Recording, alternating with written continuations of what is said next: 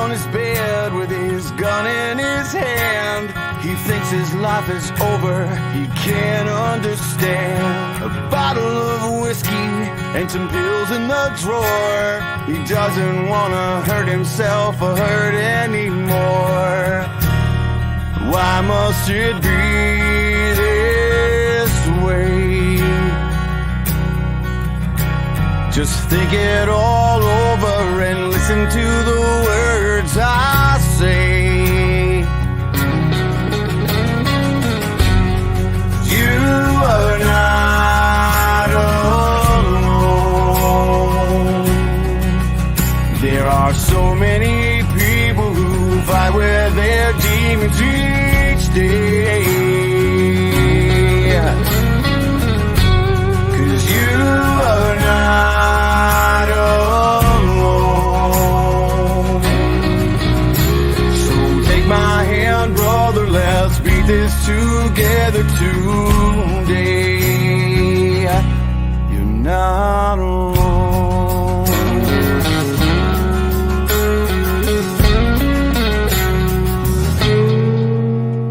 She picks up the clothes that fall loose on the floor. She finds a crumpled letter just behind the door. Begins to read it with tears in her eyes. A horrible feeling takes over inside.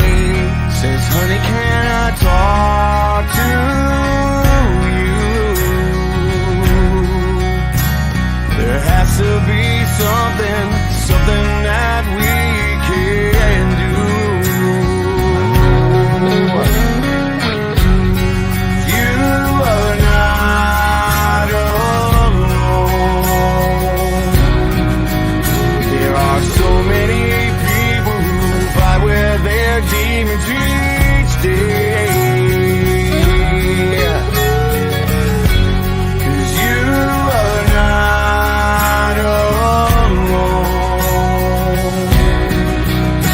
So take my hand, baby, let's beat this together today. You're not alone. Ooh,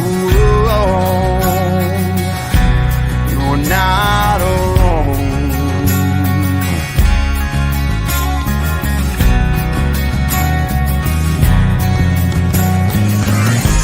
'Cause you are not alone. There are millions of people who fight with their demons each day. Yeah. And you are not alone. So take my hand, son, let's beat this together today. You're not alone.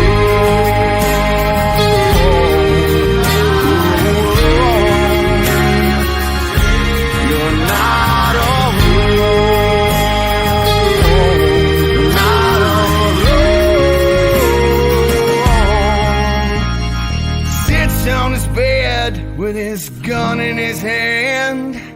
He puts it away, 'cause now he understands.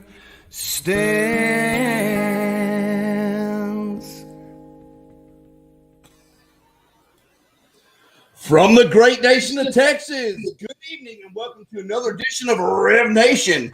You could be a lot of places, but you're here with us. For that, we're grateful. We may not be as much fun as running barefoot through a minefield of Legos, but we do come with a money-back guarantee. As always, we started the show with Shannon Book, our co-host, and we will have him. He's going to be fashionably late as always. But as always, we'd like to thank the Mothership Vet Radio Syndicate for giving us this platform. And please visit the VRS page, check out all the cool swag, the George Pardo's Hero Program, and all the awesome shows that make up this great station. Remember, if you like what you see and hear, we ask that you please share the page. That's the only way we can grow and continue to spread this little thing we like to call freedom. Besides, all the cool kids are doing it. I mean, just the cool kids are doing it. They're Revers. They're Rev Nation. All right, we would like to announce tonight, I'm so proud Now it's our association in complete and total gratitude to Len Vaughn and Fowl Cutters Guide Service. We will be working together here in the very near future, and we're going to provide some hunts for disabled veterans. Details will be coming out soon. I am so I can't even right now. Details will be coming out soon. If listeners, if you have anybody you want to nominate for the hunt, please let us know, and we will go through the vetting process. But I've known Len for a long time. He's been a TTR Rev Nation guide for a long time, and it's just going to be a really, really good time. And no, Amanda, you cannot hunt, but we will let you clean the hogs. All right, joining us tonight from the Daily Brief is Chris Russell. But first, please don't forget to blame all your troubles on the conservative. Well, because we are the root of all evil. No. Just blame me. It's fine. Okay. Blame Shannon. With no further ado, and be careful. My mom's on here tonight. Just chill. Here comes y'all's favorite part of the show. As always, I am joined by Katana, a master swordswoman whose blade collects the spirit of every person it contacts, otherwise known as Amanda Allen, the most American woman alive. He saw that shit in a movie. He saw that shit in a movie. I remember what it was. Oh, it's G.I. Joe. The man that put the hero in Guitar Hero and gave Hendrix left-handed lessons. Shannon, not your Libro book. Dude, do you have any idea how bad that sounded? Like that sounded like a broken porno. And last but not, here we go. Last but not least, a man powerful enough to be the Wonder Twins all by himself. Jared the J-Rod, and I'm regular guy. How the hell y'all doing tonight? Wow. Did somebody listen? I just want to know. I got one question. I just have one question. Did somebody warn Chris Russell? I think he's sitting. I see him in the I'm watching him. He's back here going, like, hey, bro. Like, I'm just gonna tell you. Welcome to the shit show, my friend. They're conservatives, but they're insane. How y'all doing tonight? It's good to be back. I've been sick for like the past 400 years. It feels good to be back. I feel better. I mean, you were born sick. Yes, I was. And so anyways, his wife gave him some Midol. He's doing much better. Yeah, she's doing a lot better. She gave me the Excedrin PMS or whatever it's called. I don't know, but I am feeling better. That's creepy. I thought it's just like Midol. Midol is the drug of choice for everybody. Well, it's Advil or Motrin. We need some Motrin. Yeah. No, but it's Motrin, caffeine, and like I don't know, like and hate. Yes, like coffee and shame. I concur. Well, look, guys. If y'all have anything, let's go ahead and say it. Get it out of the way. Shannon, your music. How we looking on that with Dear Mom, the release coming out? You asking me for a date? Is that what you're asking for? Yeah. Do you have one? Yes. Yeah, no, it's September 10th, man. We talked about this like the last 3 weeks. And where have I been the last 3 weeks? Fort Bragg and in bed. So right here and then in bed. Like you were here in Bragg. Like we're in our virtual little chamber right here as we were last time. Yeah. Well, it's 1,500 miles of driving will do that to you. Listen, I remember the first time I felt sorry for myself. It's weird. It's you chose to go to Bragg, fool. I'm just saying I've had privates complain less. Oh, wow. Ussa. That's all I'm going to say. Ussa. Yeah. I'm a proud supporter. I'm a proud supporter of Ussa. Listen, my mom's going to show up, and she's probably going to punch me in the soul. Well, if you act like you always do, you probably deserve to be punched in the soul. All right, before Chris runs off, because we are some scary folks. Before he runs off, Chris Russell, he's Chris, run. He's the CEO and founder of the Daily Brief. It's a conservative news and opinion outlet that loves America. They believe in the Constitution of the United States. They're patriotic and unapologetically Christian, which I love that. We're a little rough around the edges, Chris. I'm going to go ahead and throw you on here real quick. We're a little rough around the edges, but we, honest to God, I mean, we are God fearing, and I am pay no attention to Dean. We go to synagogue. We forgot to introduce Recon. Oh, what? There's At Recon. Ease. Oh, at Lord. ease. Hey, You Recon. gotta tell us. Chris, Recon's part my of the girl show. Recon is awesome. She's a good girl. And in his bio, it says, we stand for the American flag. They love their vets, and they back the blue. I can't think of a better person to be on here. No further ado. Chris Russell from The Daily Brief right here on Rev Nation. Introduce yourself, brother. Well, we are a conservative news network. I've been doing my own podcast over on Apple and Spotify for quite a while and built up a following. And I just saw the need for a conservative news network. I know there's some out there, but one that really loves America. And you're not seeing that from the mainstream media. You don't see a love for America. As a matter of fact, you almost see a hatred for America. They literally put America down all the time. They put USA down. And no USA. Chris, don't fall in the trap, brother. Don't. Too late. Shannon, I hear you, man. I hear you. USA. But, listen, you said what he said earlier. I couldn't think of a better person to be on here, and I was like, wait, no. Stevie Ray Vaughan would be cool, but he's dead. Yeah.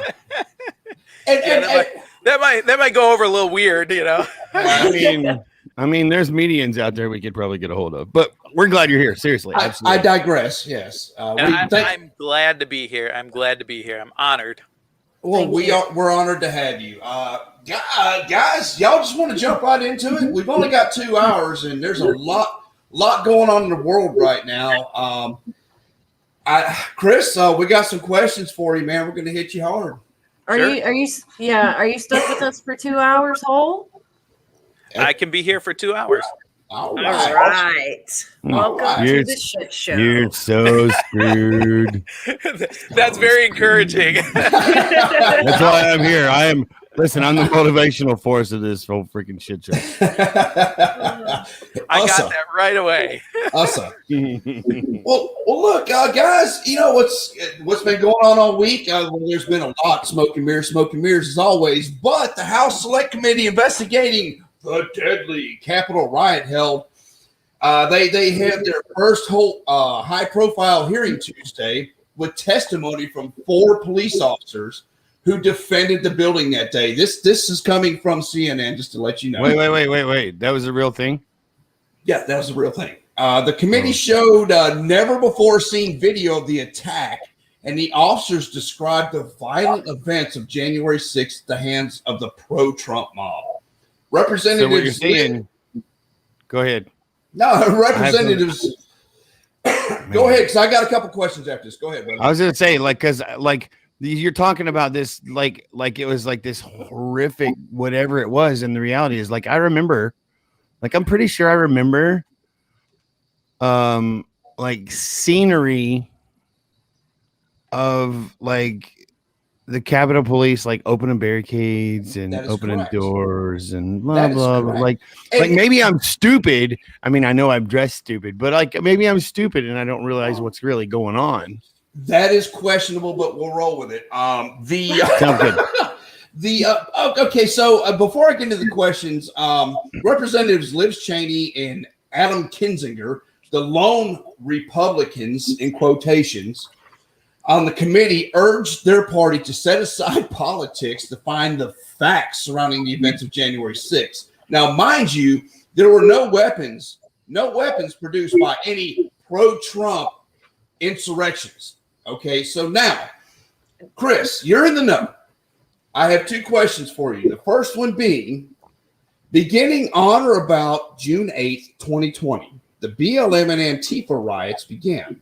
Why is this not considered a treasonous act, as not only several cities were destroyed, but federal buildings were burned to the ground and federal police officers were killed? Can you shed some light for us? Why it's not considered a insurrection or I have no idea. It should be. You literally had billions of dollars in property damage. You had dozens of people that were killed. You had cops that were shot at. I mean, you had fires. One of the things that I did is I watched as many live streams as I possibly could. I went crazy. I would have them up everywhere, and I would watch them literally for hours. As a matter of fact, my wife, she was like, "You have to stop. You have to stop. You can't keep on doing this." I hear that a lot too. I was gonna say at some point you're gonna have to watch a movie because she's gonna get nuts. Yeah, I know. You are right. You're all right. But the one thing that I found is that you had so many people. You had so many of these riots. I still have them saved to my computer and to my phone, where the articles and the headlines, there would be a headline that would say, you know, curfew in effect because of all of the rioting. Why are so many of the riots or the BLM protests turning into riots?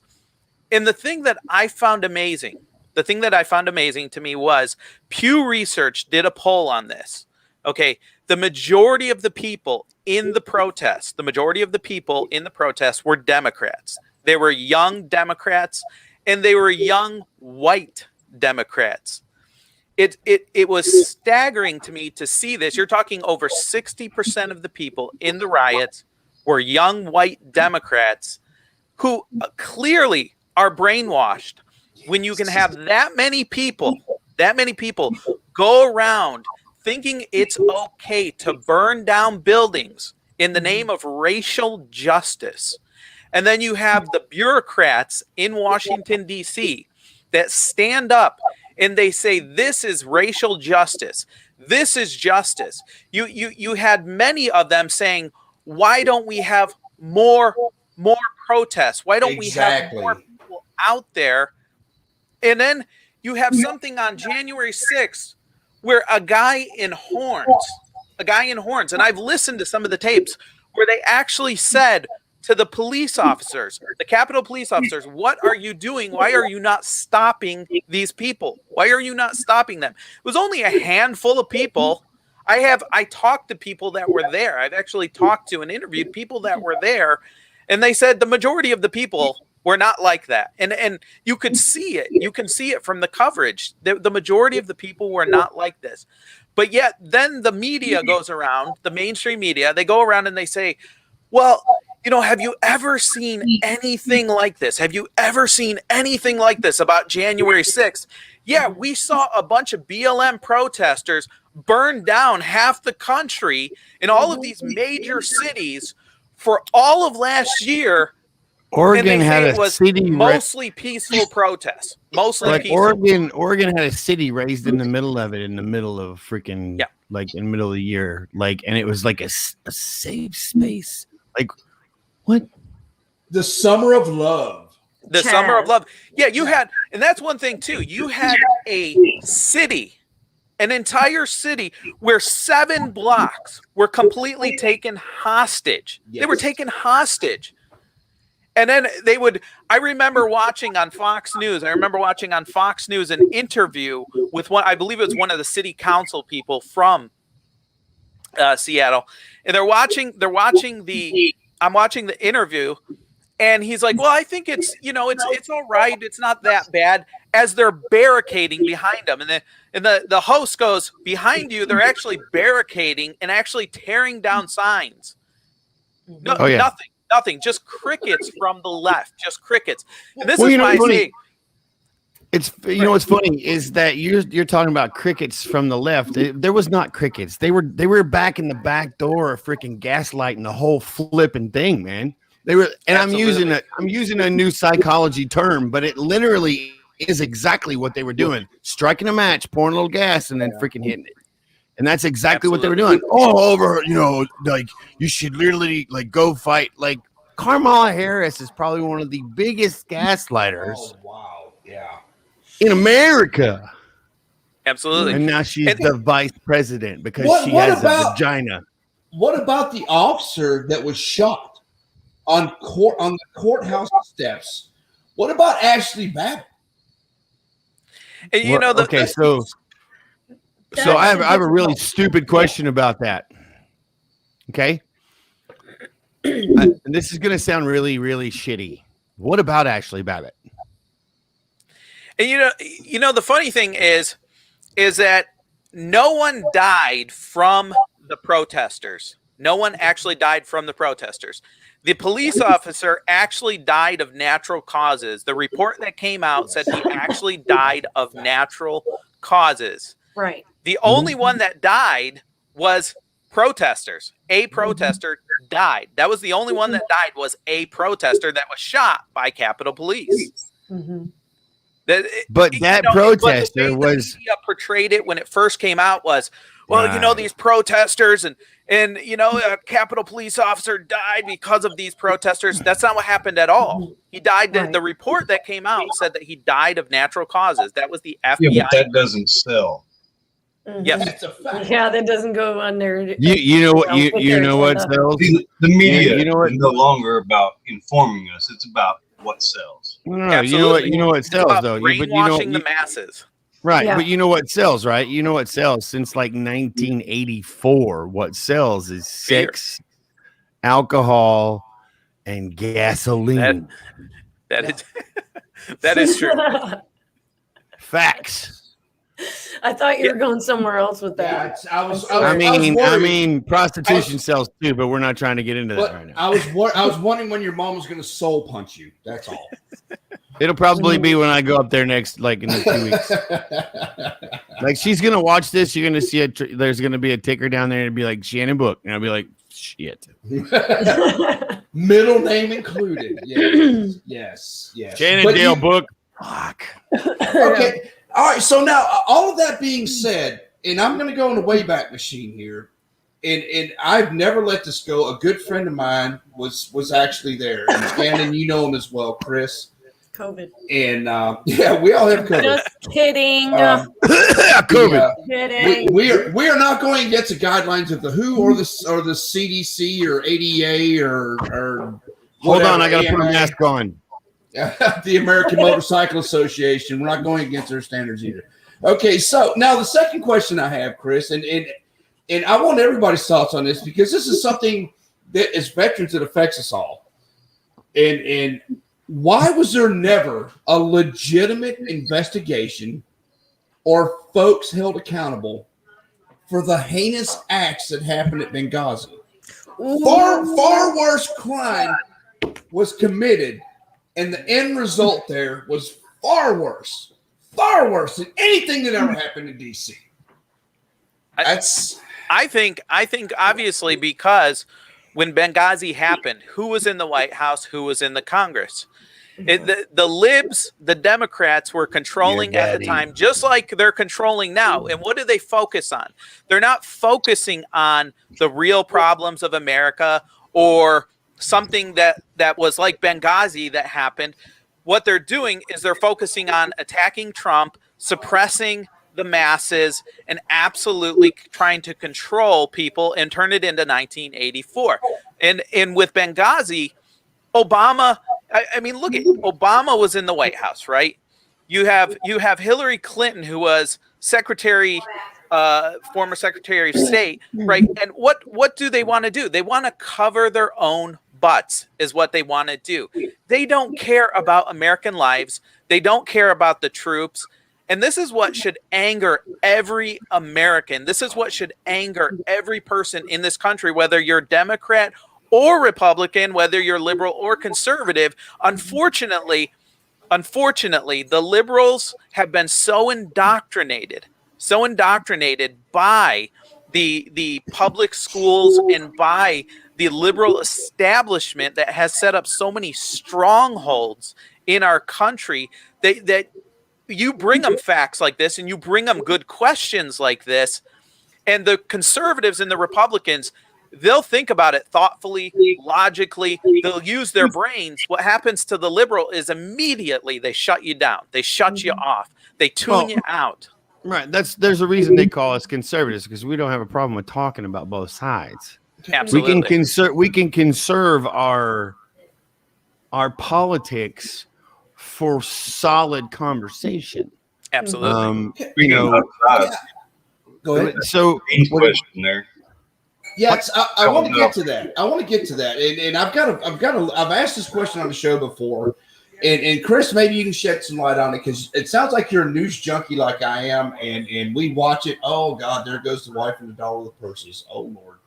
I don't know what to say to you right now, but anyway. Anyways, okay. So Dean's question. That I see my paycheck just. Anyways, it says how was it officer's life threatened by a woman coming through a window? Now I've got a question about a window, Chris, and this may be tenfold. I don't know, but I watched many hours of ad nauseum to the fact where my family was, or to the point where my family's like, please stop, just stop. Mm-hmm. Okay, now, if you look at the video footage of the insurrection when they actually entered, am I the only one that noticed that there was a yellow frame around the one place that they went in? No other places. Just that one.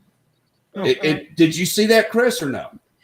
I honestly I don't remember if it was yellow or not. So I don't want to say that I did and lie, but I don't remember.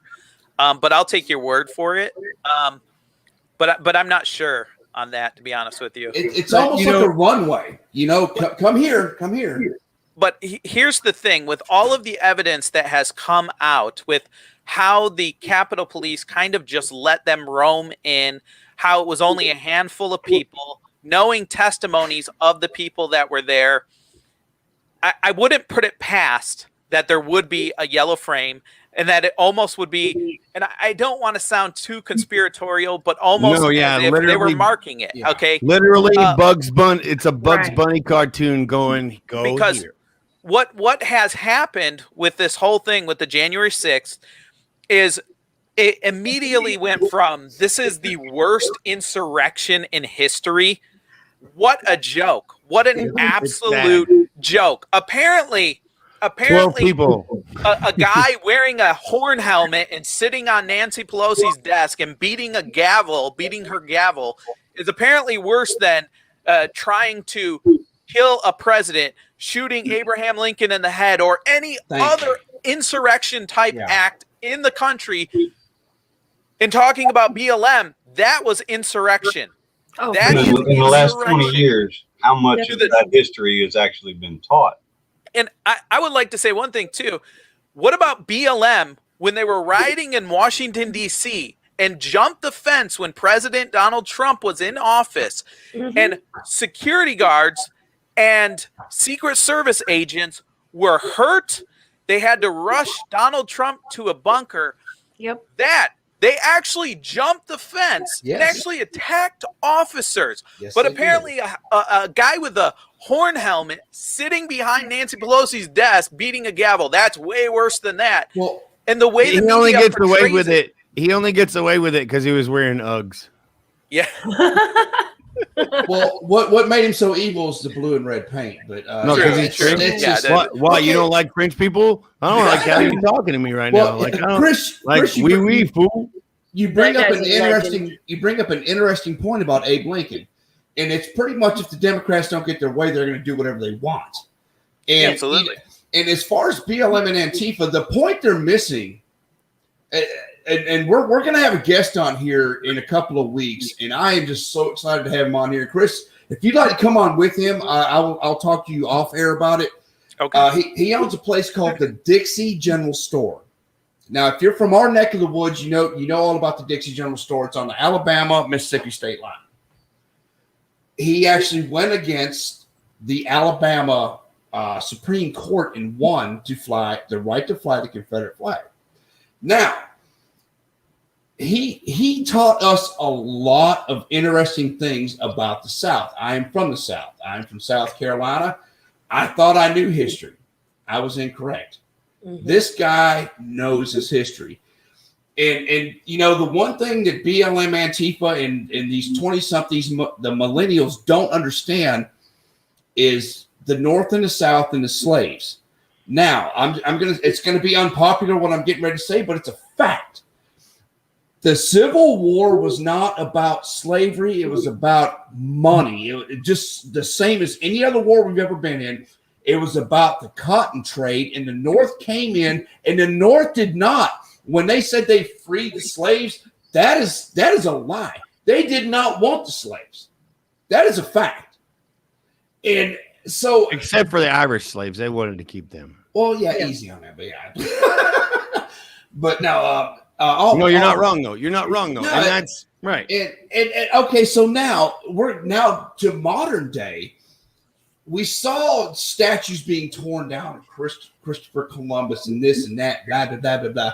The one that really got me was Frederick Douglass. Oh my God. They obviously do not know history. Don't read a meme for your history. Read a book. You're not wrong. And while we're doing that, like, let's all say hi to Julie from Australia. Howdy, Julie. Hi, Julie, it's good to have you back, sweetie.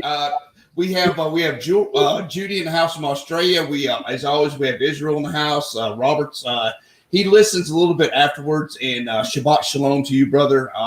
The Rabbi Robert Goldman. He's been a long time listener to TTR. And Dean brings up a good point. It says Lincoln would have kept us slavery if it would have saved the Union. Now, that's kind of I don't agree with that, and that's an opinion. Again, we're not dealing with opinions. We need, like, I love you, Dean, but we're not dealing with opinions. We're here talking about facts. You know, and yeah, would that possibly have happened? Possibly, but at the end of the day, more than likely, like, the abolishment of slavery obviously it was a secondary or tertiary, side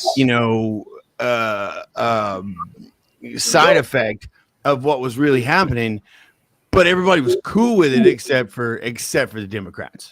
Yes, that's exactly right. Yeah, and most people don't realize, and you bring up a good point about the statues, and I'll get back to Frederick Douglass, but most people don't realize that the South was mainly at the time, now it's obviously, but mainly at the time, because of the cotton, they were the slave trading states. Now, anything north of the Mississippi was generally free land, except for about Wisconsin or so, somewhere in there, I believe. And the reason that the southern states didn't want slavery to end was because of the cotton trade, because they wanted their workers. Most people don't realize this. The South was, in that time, heavily controlled by Democrats. The North was generally, although not always, but generally controlled by Republicans. Except for New York. Yeah. And people don't realize that. And it just goes to show how much liberal indoctrination has crept into our public schools. You brought up the point of them tearing down the statues, right? They're tearing down Christopher Columbus. They're tearing down Frederick Douglass. Frederick Douglass escaped. He was a black man. He was an abolitionist. He was an abolitionist. Exactly. He escaped slavery and then went on to become a statesman, I believe, in Maryland. Okay. And so he was the epitome of someone escaping slavery, becoming a statesman, an abolitionist, a black man that had made it in that time. And then you have BLM walking around going, I'm going to tear down this statue in the name of racial justice. How does a guy that escaped slavery and is an abolitionist, you tearing down that statue, what does that have to do with racial justice? That's a statue. If you were going to keep a statue up, that would be the statue to keep up. Right. You know, but I think we should keep them all up, because I don't think erasing our history is a good thing. Because when you begin to erase your history, you are destined to repeat it. And I know it's kind of a tagline or a phrase line, but it's true. It's true. Well, and you know what I'm going to say, like, Dean, listen, I want to tell you right now, I'm going to read this. I'm going to read Abraham Lincoln's State of the Union. I mean, I've probably read it before, but it's been a very long time. I'm 47. So I'll read it again, but catch your whore mouth. Sorry, Mom. But you know, so I'll check that out. But what I will say is that, you know, at the end of the day, it again, it's still all gaslighting, and it really doesn't matter. Like, what are we doing? We're going. Here's, man, I can't even right now. My point is, we're gonna get rid of all of our history. And we're not just going to repeat our history. we're literally going to do worse, i.e., like we literally are looking at, oh, no, we're going to do what Venezuela did. It's going to be cool, man. We're going to vote in cardboard boxes. Yeah, that's awesome. We're going to do what Venezuela did like 5 years ago, bro. It's going to be cool, man. They're not trying to erase history. They're trying to replace history with their own agenda. That's a good statement. That's a good statement. That's what I try to. I mean, like the kids are seeing all this now. Our kids are starting to pay attention. They know what's going on, but plus they got us as parents. Well, so yeah, they got to hear that shit all the time. My kid was raised it's. They asked me why. Why is this happening? Why are they taking statues down? Like, what really is going on? Why are they burning down police stations and killing people, ripping police officers out of their cars when they're just sitting there? I'm going to say something. I'm going to say something that's really not going to go over really well. But my 14-year-old thinks she's a lesbian already. Yeah, that's my 14-year-old. My 14-year-old. Yes, I'm going to say it again. My 14-year-old. I understand. I'm dealing with one too, but it's because I think I am too. It's like you only fit in if you say that you're gay or lesbian or whatever the hell they come up with these days. Some sort of acronym. I don't know. I don't even know anymore. Jamie Lee Curtis's son just decided to become gay openly or become a woman openly, and she's so proud of it. Of course. Okay, it's cool, Jamie. Awesome. Congratulations. Well, here's the deal. And to be honest with you, let me finish this. At the end of the day, my daughter's my daughter. She'll always be my daughter, no matter what she chooses to be. Mm-hmm. And I'm going to love her. Of course. Is it going to be hard? I'll guarantee it. It's already hard. Like, she asked me for tarot cards. The first thing I thought was like, are you high? But you know what? I bought them for her, and I told her the truth about them. I was like, you know what? You can experience them. You can try them, and I'll be here to pick up the pieces when the darkness happens. Yeah. Yep. Well, okay, because what happens with alcohol and drugs? You tell them no, and no. And then they go do it anyway. Well, and that's one of the main reasons, Chris. I don't know if you have kids or not. I've got one together. Yvette and I have 5. Yvette homeschooled every one of her children, and I was dead set against it. I mean, dead set. Let him answer if he has kids first. Oh, I'm sorry. We just had a newborn. She's 4 months old. So congratulations, man! Congratulations. Like you're like, I don't know if you got kids, man, but screw you. And here's my deal. Yeah, I'm sorry. No. So keep on going. Well, they're a little young to start school, but we started homeschool, and once I really got into Tyler's schooling, I mean, I really got into it. I was like, wow, just the amount of socialism being shoved down their throat was incredible. So that's what you have to look forward to, Chris. It's awesome. But well, I think when you're talking about schools, Pew Research did a poll, and for the amount of people that go in and then come out of, say, for instance, a college or a public school, you're 44% more likely to lean liberal after going into a public school or a post-grad or a college degree than you are if you didn't go into a public school or a college or a graduate degree. So what's happened, and you see it, you see it with, for instance, there's a lot of schools around the U.S. where they have these drag queens come in. Okay. And if somebody wants to do that lifestyle, don't push it on our kids though. Go to your home, do your lifestyle, whatever. You're free in America to do that. And that's fine.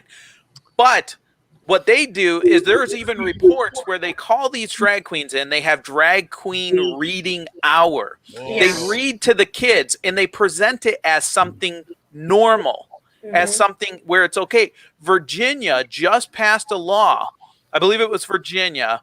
They just passed a law where if you do not agree with your kid's orientation, okay, not their biological, we're not talking about your biological makeup. We're talking about what they perceive themselves as based on because they're either confused or they're watching some show or they just want to be this or whatever. They say, I'm Frankie, but it's a little girl. If you do not agree with that, CPS, Child Protective Services, can come and remove the kid from your home. Wow. Okay, this is what we are dealing with. And this is the whole reason that I started my company and I started the news company, because we are in a battle. We are literally in a battle for the heart and the soul of this nation. And I can't stand by as the libs try to take it over and push their agenda, not just a socialist agenda, but also a moral agenda down people's throats, where the parent cannot choose for you and your family. You know what's best for you and your family, not the government, not the Democrats. You do. But yet they want to push their agenda upon us and say, we know what's best. If you don't agree that your daughter is Frankie, I'm taking her out of the house. And that's unacceptable. And it should be unacceptable to every single American. You're absolutely right. I mean, I don't always know what to do for me, but I definitely know what to do for my kids. Like, sure. Like I promise you. So like one of the things that we talk about, I chose to let my kids go to their mothers because when I came home from Fallujah, I was a basket case. I was not healthy. I drank. I fought. I caused a lot of trouble. May or may not have did some recreational things and stuff. And, it was not healthy for me. But what I do know is that I don't ever want any of that for my kids. I don't ever want any of that for my children. My son considers himself non-binary. I don't even know what the F that means. I don't either. Like, and you're going to tell me that there are 700 genders and it's gender fluidity today. And hey, today in November is gender fluidity day, just like it was 2 weeks ago. Like, I don't understand what the hell you're talking about. Okay. The one problem that I have with public school is, I'm sorry, just real quick, and I'll hush, is one of the reasons that we pulled Tyler out of public school is here in our local, I'm not going to get into the town because then people know where I'm at. I'll tell you if you pay me enough. I promise. It's like 20 bucks is 20 bucks. It's like a 6-pack of Ale-8 ginger ale. But okay, so the student clubs were allowed during lunchtime to get onto the cafeteria stage or the stage in the cafeteria. Mm-hmm. And they can have their club, and it was I cannot remember the exact name, but it was something gay club. But the young Republicans were told they could not have their club, and also the Bible club was taken out. So it's so hold on. Several times. Hey, hold on a second. So that goes straight back to how important your school board is in your local area. Hold on. You're not wrong. Like if you have children in a school and you aren't actively engaged on the school board, at least in the meetings to understand what's going on, then you're messing up big time. Because I think we gave Chris COVID. Indoctrination's coming from. And I want to say something to Shannon.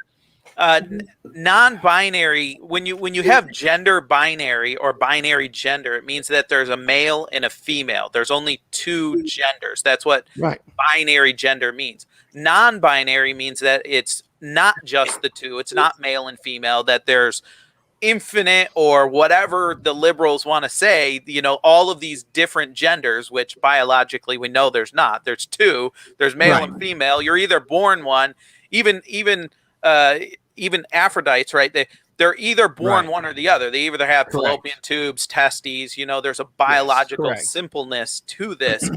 But to talk about your and I don't see your name up there. I'm sorry, in the middle on the top there. J Red. Okay, there. But when you're talking about local politicians, they are just as important, if not more important, than your countrywide politicians, because at a local level, they are the ones, just like you said, your school boards going to meetings, they're the ones that are going to be making the decisions of who and what you are going to read, who they're going to allow into the schools, and whether they're going to fight the parents or not fight the parents on whether the kids want to be in those type of classes and whatnot. And we've seen that. We've seen that before, where they've actually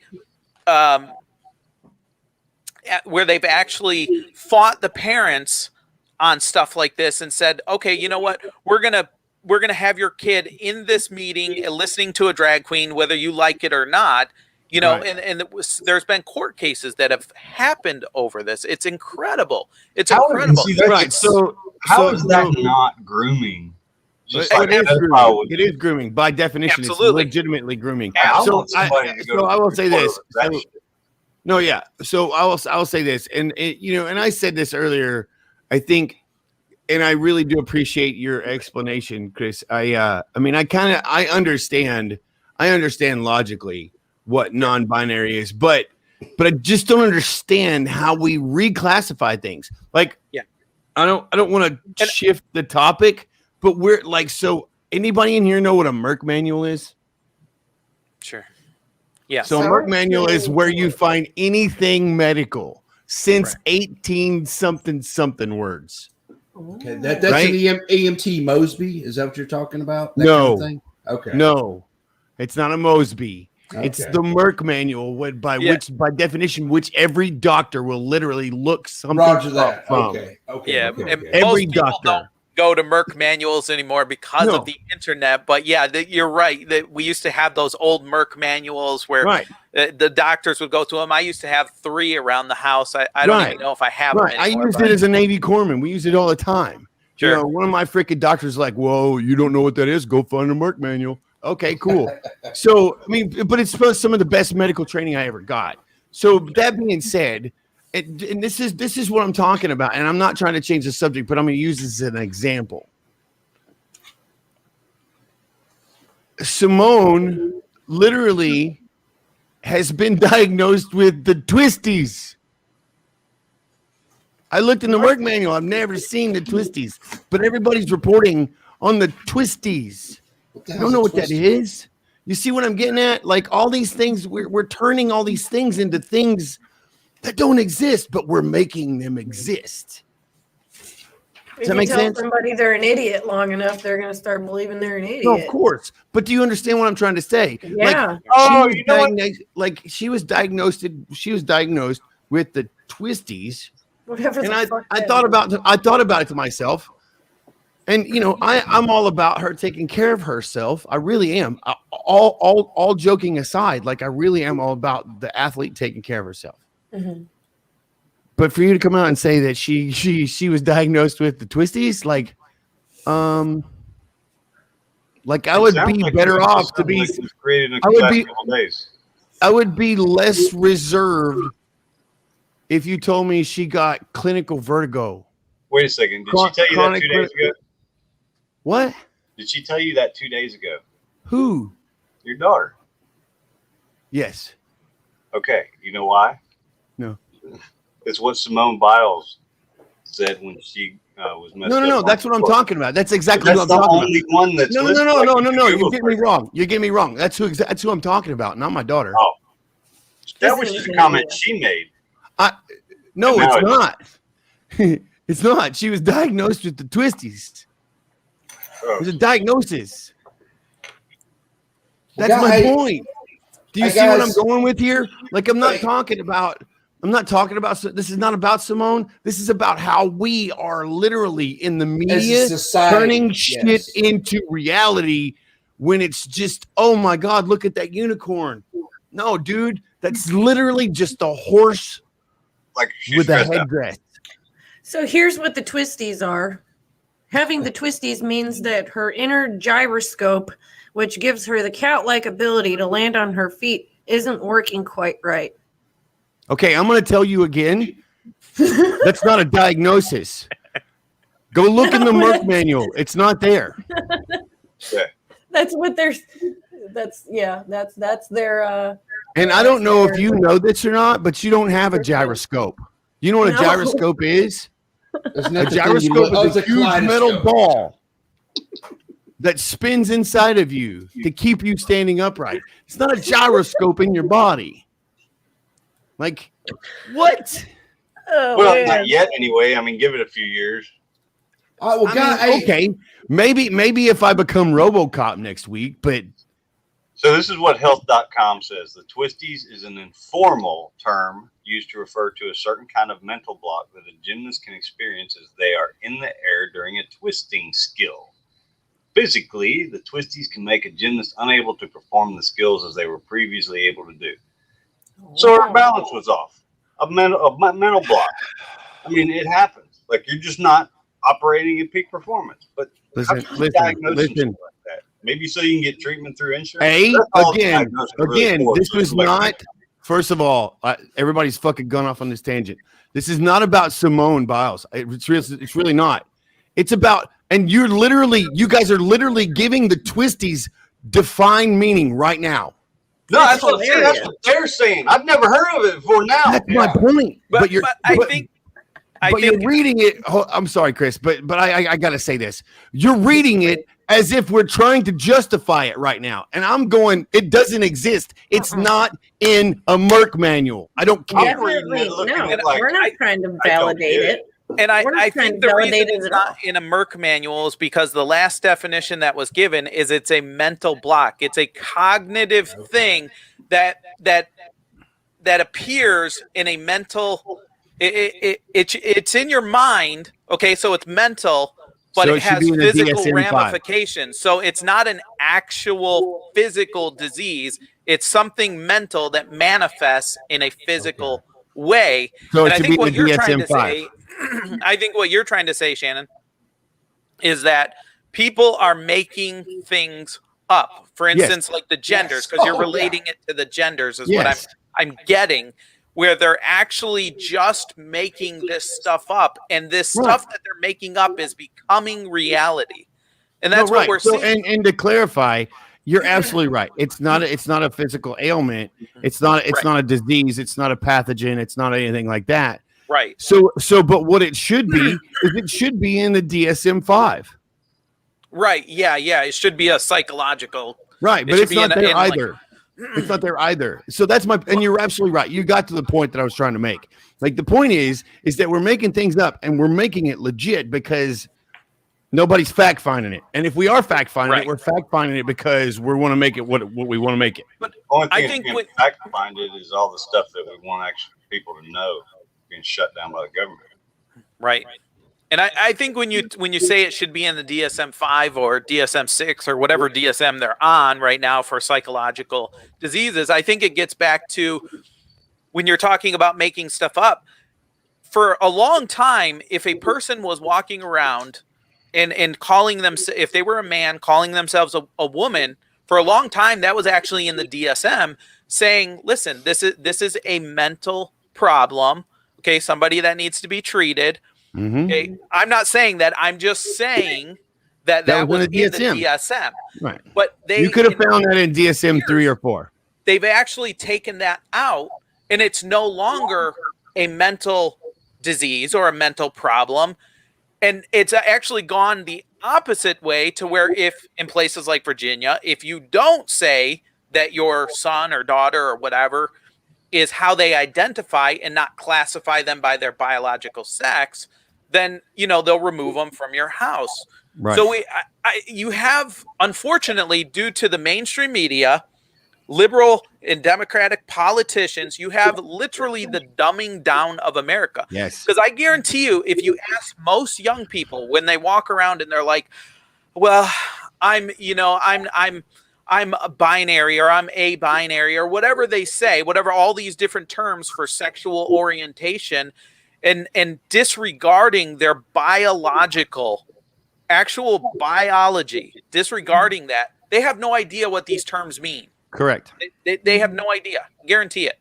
because I've talked to some of these younger people and they don't know. They're like, well, to me, it means no. What does it actually mean? Right, what's the actual definition? What's the actual like? Right. And while you're at and absolutely, and I know we're at the top of the hour and we need to take a break and we need to flip over, but what I will say, so I have a huge conversation that I would love to have about the DSM at a later date, to be honest with you, because the DSM is, man, there's not a lot of science behind it, to be honest with you.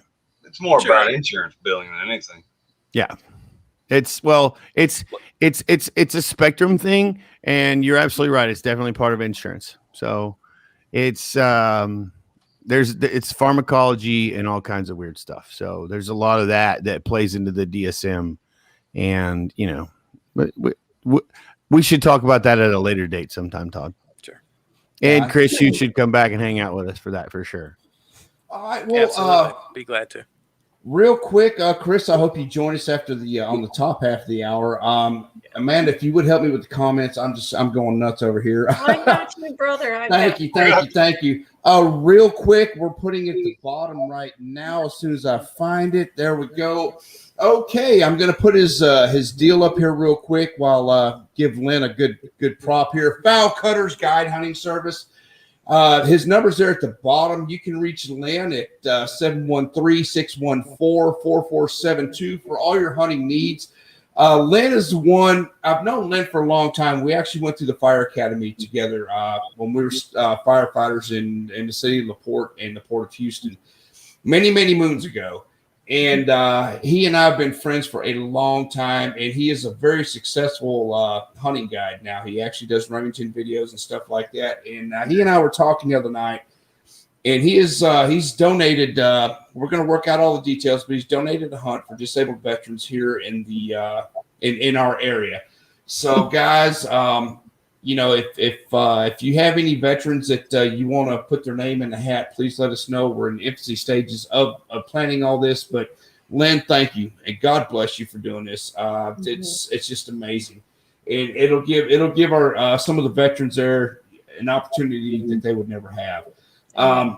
It's once again, it's Fowl Cutters Guide Hunting Service. Now we're going to throw a little bit of our own little stuff out there. There's our new T-shirts. Woo!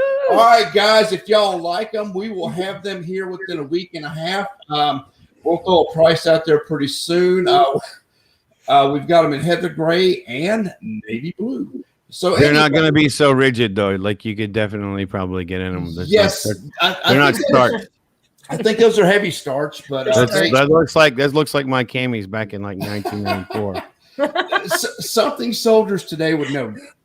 Yeah, I was never a soldier. Absolutely nothing about. But yeah, the whole shining the boots and ironing uniform. Yeah. So, Chris, what we do every week is we do a little thing called Texas Trivia and Dumbass of the Week.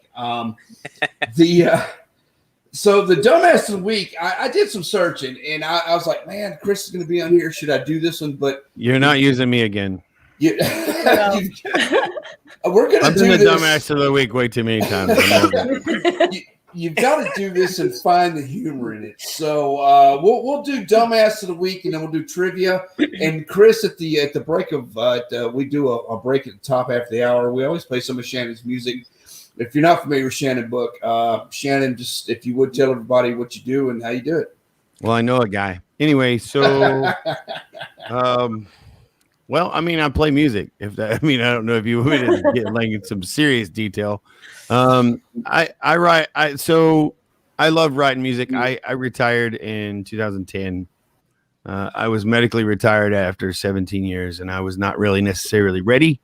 And I may or may not have played, the veteran victim game for a little while, and won and lost a couple times. And then I just decided that I wanted to change that for everybody in the ballpark. So I started chasing a dream, and my dream was to be a musician and gain a platform to stop people from committing suicide. I may or may not have almost done that a few times in my way up the ladder. I made it pretty big into the the world of music and played for the Invictus Games in 2016 here in Orlando, and with a band named Vetted. And now I am all by my own, and I'm getting ready to create another band. We've yet to discuss the name. I have an idea. The Todd Band. No, it's not going to happen. Toad Todd, maybe. Regular guys. No, I'm going to be a road dog. Listen, you guys are doing that thing where you make noise out of the lower part of your face. It makes my brain hurt. Stop. So, yeah. So my music, like some of my music now, like this song "Not Alone," literally every dime that I create from "Not Alone" literally goes to an organization of my choosing for that month. This month is Forging Forward Foundation until Sunday, the 1st of August. And I think I'm going to end up donating like $86 to Forging Forward for the downloads, streams, and all that stuff for Not Alone. So every time it's played, streamed, shared, all that stuff, the song generates money. It doesn't generate money like they used to back in the olden days, but still generates money. And what money I make from that song and all of its attributes go to an organization of my choice. That's really that's what we do. That's what I do, man. Appreciate it. Amanda, if you would tell us about Bead Pricks. Bead Pricks. Yeah. I really suck at this whole self-marketing thing. But right here in front of your face is a product of my art therapy. The charcuterie board. Yeah. It's actually made out of real gemstones, a real freaking fossil. And I started doing art therapy because we really didn't have much of a choice when we were going through that whole COVID bullshit. And I'll say it was bullshit. And we're going to talk about that in the second half of the hour. Imagine that. Yeah, the VA canceled appointments. You couldn't go in for any of your mental health appointments. They were trying to switch everything to Video Connect. It wasn't working. So what I decided was I'm not going to let myself stall in my my healing. So I decided that I was going to do art therapy. I started thinking about like things that I used to do when I was a kid, and that was one of them. So hell, why not give it a try, right? Turns out that I was really, really good at it. I make way too many of them, so I got to sell them. I don't like to look at them because once I do them, that's it. That's part of it, letting go. Yeah. And it's pretty cool. That's pretty awesome. I'm a fan of that for sure. Yeah. And it's really cool to think that there's people out there that are appreciating it for what it is instead of just a really pretty piece of jewelry. Thank you, Tanya. I appreciate you. You're awesome. It's really freaking cool. So we're going to have a banner on the bottom of the screen. It'll tell you where to find my jewelry, how to purchase my jewelry.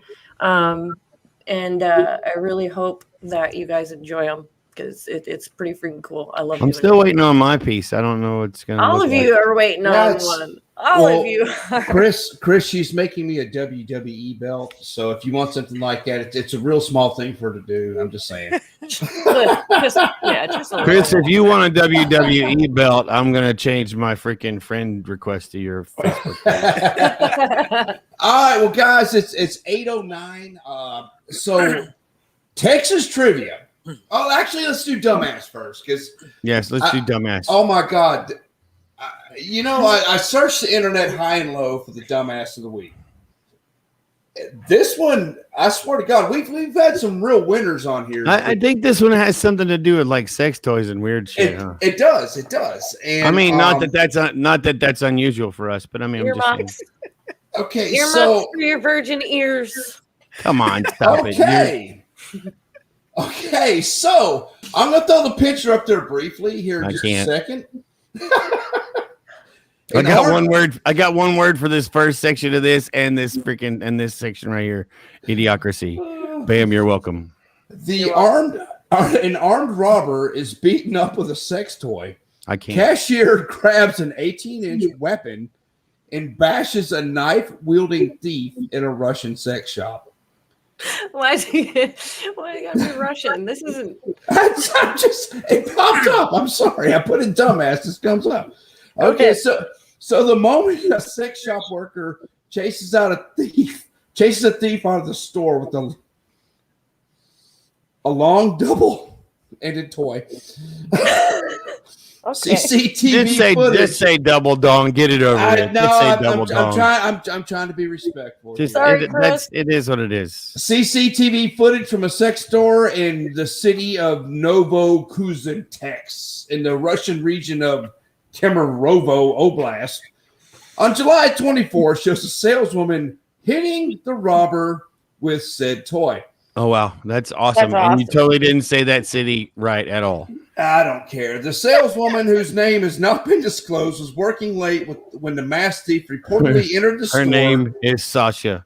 And brandished a small knife. The footage is from the police. They're trying to confirm because the investigation is ongoing at the sex shop. The suspect allegedly demanded money from the shop till the saleswoman can be seen chasing him off with a large toy. Nice. And then they go into the description of the toy, which I'm not going to do. That's not a knife. Thank you. That's not a knife. This is a knife. Yeah, he approached a saleswoman and apparently brandishes a small knife. The worker pretends to bend down. Oh, God, I got to get rid of that because it's making me laugh. And over her right hand and sliding her hands toward the big rubber 18-inch toy. Oh my God! Too descriptive. I'm done. She's hilarious. She seizes it, whacks the thief over the head. Over the head before chasing him out of the store. Despite the dangerous situation, the woman seems calm after the robber disappears and apparently does not lock the door behind her. And that, folks, is your dumbass of the week. I'm officially going to call it a double deal. I all of a sudden I'm going to mass as soon as I leave here. Okay, so that's not going to help you. Texas trivia. What are we going to give away this week? Probably a double dildo. No. Used tumbler. We've a used tumbler, or you? Never mind. We've already given away Jared's sold underwear. So what can we do? What can we do? We could ask Chris for a pair of underwear, maybe. Oh my Lord, I can't with you. What do we? I'll tell you what. Chris had something. Hold on, wait. Chris had something. Chris was going to say something. Chris was going to offer something. I was just going to say, nobody wants my underwear. Right? I just sent you a friend request. I'm not so sure you're right about that. And then Chris is going, I'm really doing this right now. But anyway, so all right, so we'll give away Amanda's used toothbrush and a tumbler. How about that? We got a new set of tumblers coming in. So Amanda's used toothbrush and a tumbler. But Amanda's used toothbrush will come in a gift wrap Ziploc. So there you go. All righty. And a photo of the toilet bowl ring that she used to scrub out. Got y'all. I got you guys. And maybe the right shower shoe. There you go. All right. Who's got the music queued up? Are y'all ready to go? I'm just going to whistle it because I don't necessarily want us to get banged for copyright infringement. All right. Oh, my God. Yeah. Right. Okay. Let's do this. What size in barrels are the known oil deposits in Texas? What size in barrels are the known oil deposits in Texas? This is for a used toothbrush. I can't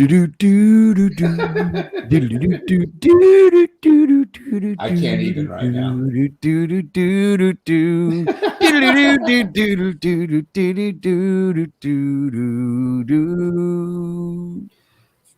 That's it. No answers. I'm not even looking at the comments. Amanda, do we have anything in there? No. 12. All righty. No, that is not even remotely close. And I'll tell you, but I cheated. I've already read it. So, and this is why Texas can stand alone. What size in barrels are the known oil deposits in Texas? About 5 billion. 5 billion barrels. Wow. This is why we can be our own nation. Let's and see give here. everybody a big old middle finger. All righty, Chris, if you would hang tight with us, we'd love to have you on the second half of the show. We're gonna tackle CRT and of course the pandemic. And you can listen to my horrible music. Yeah, I think what we're gonna do is we're gonna go ahead and play. You want to play 2 songs or just one and just get right back into it? Sure. Sounds great. I'll play your silly game. All righty. With no further ado, Shannon book and his music. Whether you want to listen to it or not, here it is. We'll see y'all in a few minutes. Pound sand. All righty.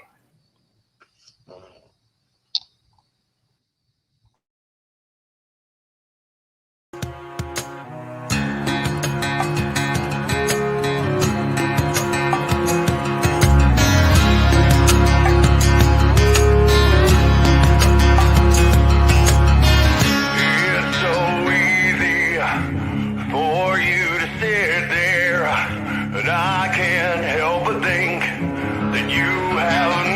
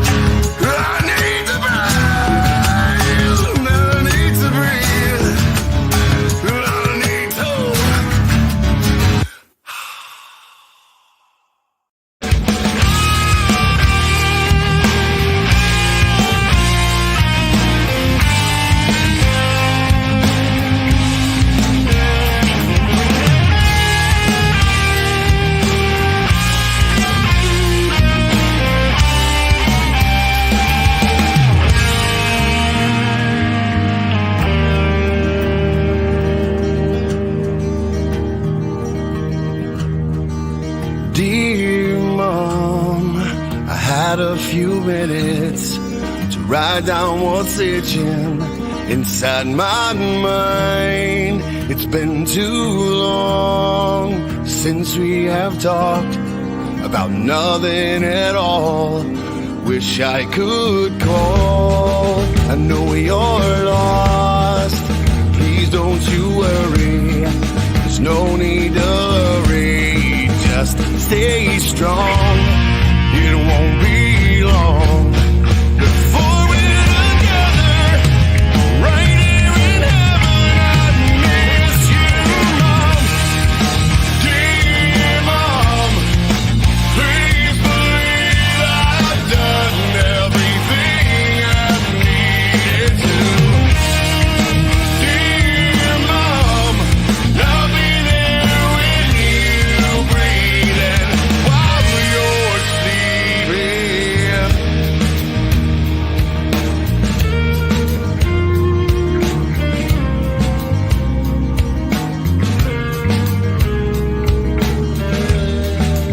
Dear Mom, I know you are hurting, feeling the burden of me not there. You're way too strong to give up on living instead of still giving the love in your heart.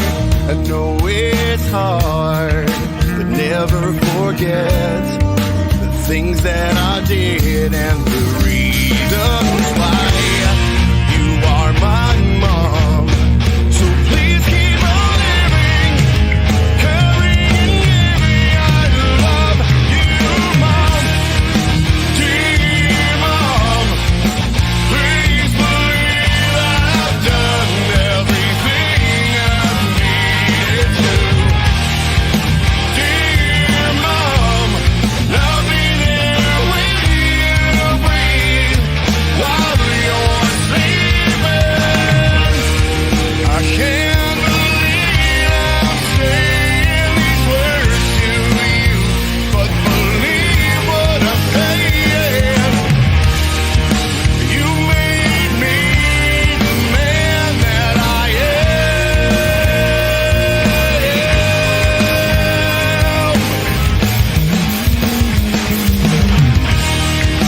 Dear Mom, please believe I've done everything I needed to. Dear Mom, I'll be here when you breathe while you're sleeping.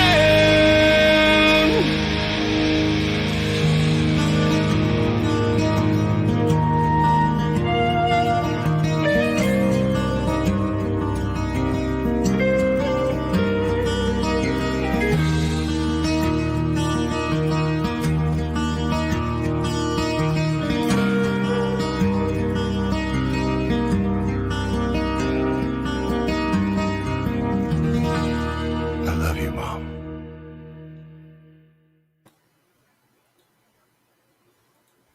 Welcome back to the second half of Rev Nation. And Shannon, I've got to tell you, we played that, or you played that song many times in my garage as we've downed 3 or 4, maybe 6 bottles of Jameson. And that is by far my favorite song Shannon's ever done, just for many, many reasons. And the re-release of that is just awesome. So anyways, we'd like to welcome Chris Russell back to the Daily Brief on the second half of the show. And we're just going to dive right into it, guys. Chris, if you'd like to tell, we've got a couple new listeners out there. If you'd like to tell them about you and about your show and where they can find you, that'd be great. Sure, yeah. I'm CEO and founder of the Daily Brief. We're a conservative news network. You can find us over at www.thedailybrieftdb.com, which stands for Truth, Determination, and Balance, which I think is missing in the mainstream media. There's a lack of truth. There's a lack of determination on the mainstream media to actually find the truth, and there's no balance in their reporting.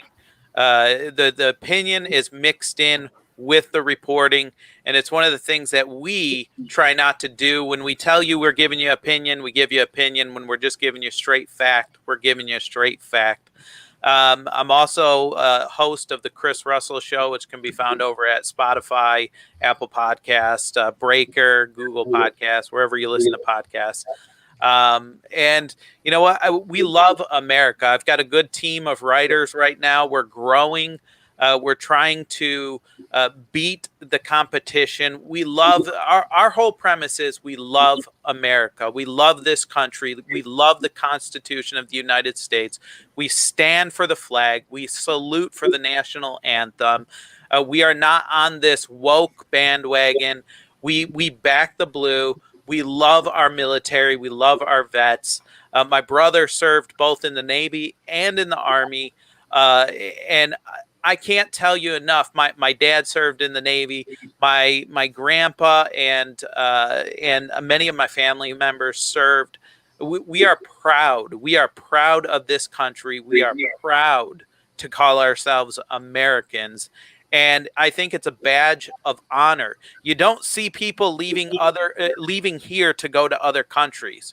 You see other people leaving those countries to come here because we are one of the greatest nations on the face of this planet. We are one of the greatest nations because we are free, because we are a melting pot of ideas.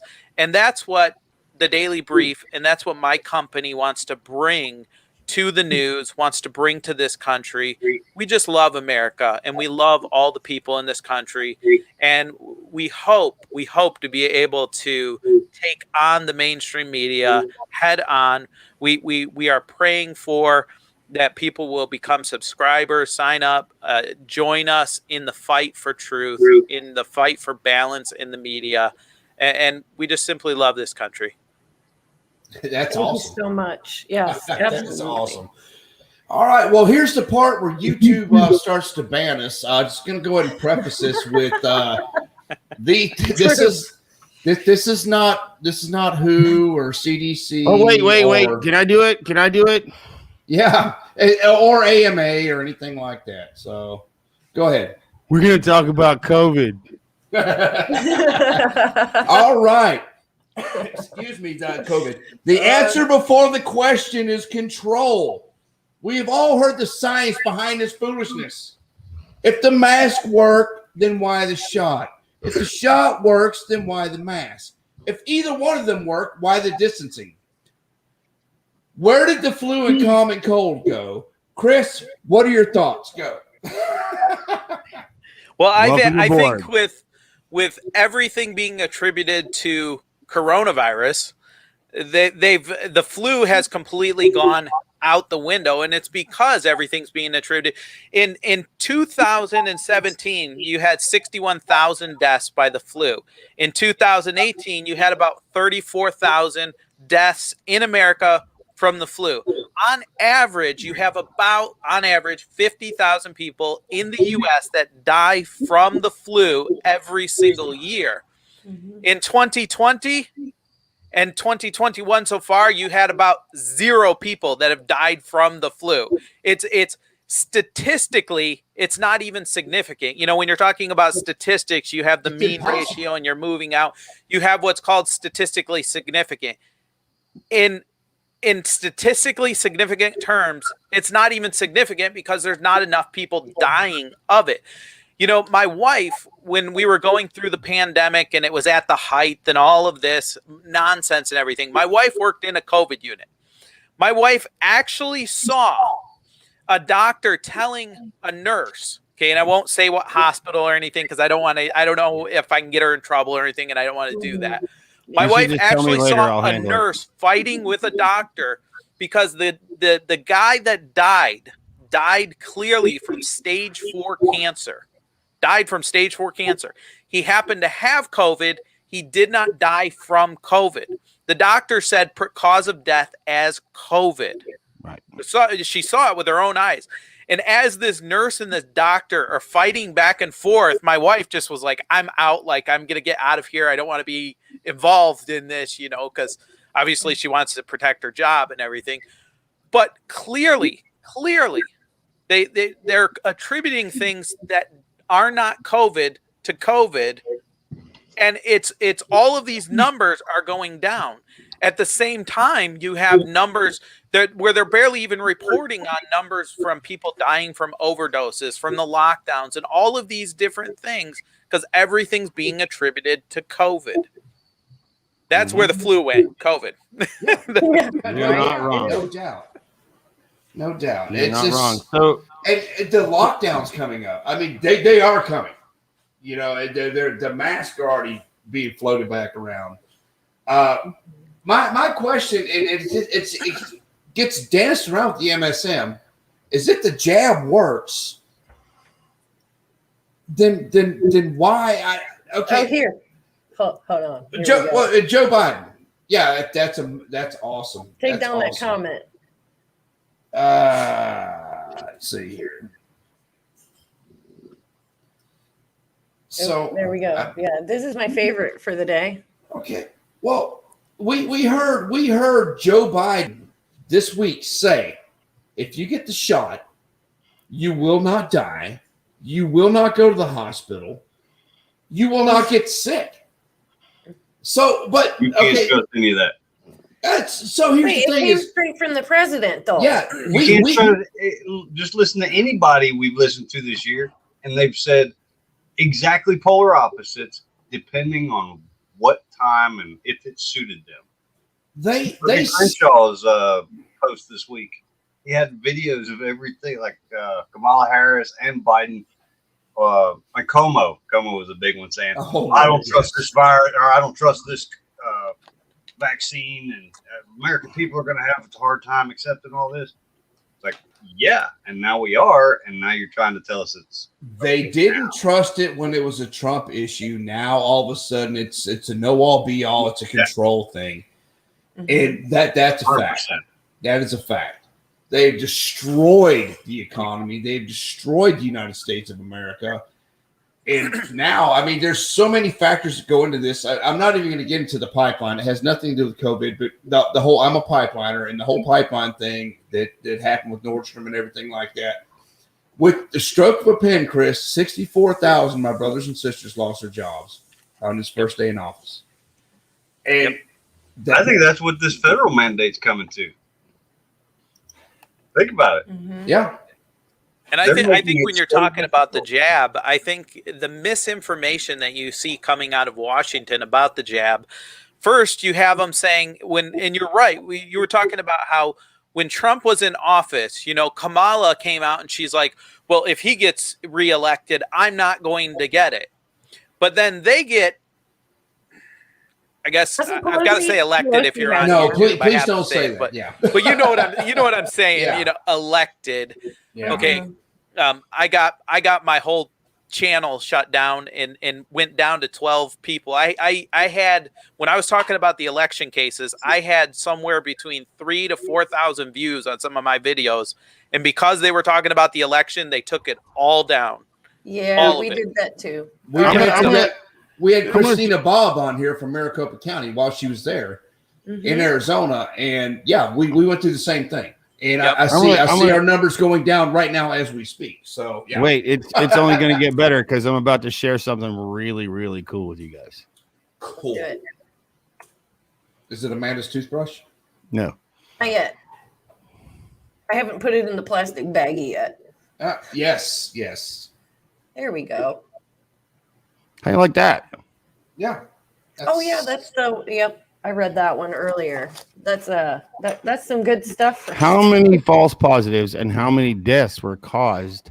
Now, if you go here and you look at what the recall was for false positives. Shannon, can you tell us where that information came from so we don't get shut down? Oh, absolutely. It came from the FDA. The U.S. Food and Drug Administration. Imagine that. Yeah. Wow. Yeah, I'm gonna put that. I'm gonna put the link in here too. I'm gonna put the link in there for sure. And I think when you're talking about the jab, though, you have them saying one thing when Trump was in office. Now they're saying another thing. You have a little while back here. You have Biden, who came out and said everybody needs to get vaccinated, and if you get vaccinated, you can take off your mask.